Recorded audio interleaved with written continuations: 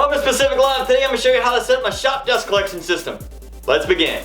After getting the bucket dust collection system finished and using it for a little while, I decided to turn it into a shop dust collection system. That way I could keep the vacuum stationary on most days and still have the ability to minimize dust in my shop.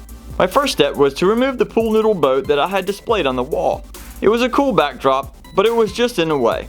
So my son helped me remove the boat and all the brackets holding it up. He then helped me hold the first pipe so that I could get the first bracket into the ceiling joist. We made sure to tap each hole and then add 2 long screws for each bracket.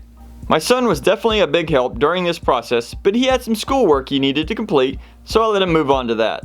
I then determined the best location for the first Y and cut the pipe to fit. I added the fitting but decided not to add any PVC cement at this time. I then completed the same process for the second Y. At this point, I grabbed some silicone sealer and started going around each of the joints. For each of these fittings, I decided not to use the PVC cement because I want to have the option of taking these apart in the future, but there is a good chance of these possibly slipping off or just airflow getting around it. So I'm just using some basic white silicone so it kind of camouflages it, you can't see it's really there, and these will hold it relatively secured. I don't have to worry about air getting past it. For my setup, I needed 3 inlets and 1 outlet. So I used 2 Ys and a 45-degree elbow at each end. Next up was clearing out the corner to make room for the new location for the dust collection system. This also included moving my bench out much further. I then maneuvered a vacuum into the corner, which fit surprisingly well. To connect the pipe to the vacuum and tools, I used some 2.5-inch PVC hose. It was a great match for the 2-inch PVC pipe.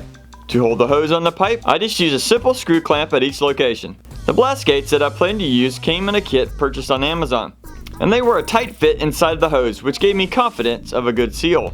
To hold each of the blast gates against the wall, I used the same 2.5-inch clamps that I had used for the pipes above. Now, since the port was not flush against the back side of the blast gate, the screws could only be partially inserted into the wall, but with a clamp on the top and the bottom, secured each of the gates firmly into position. It was now time to have a quick test to make sure it worked. So I grabbed some more sawdust and vacuumed it up with ease. One thing you have to remember when you're using this type setup is one of the blast gates has to be open at all times, or something like this can happen. Now you have to remember this, or you can easily break the bucket, which is a cheap replacement, or possibly even your cyclone, which you just, well, you don't want to do.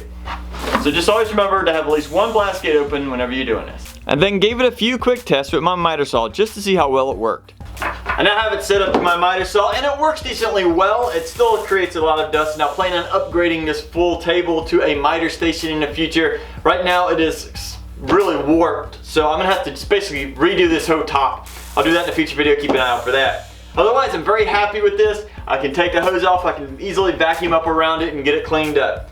Right here in the middle hose, I do plan on hooking up my joiner and planer. Now I do have to create a nice big station for that, so keep an eye out for that in a future video.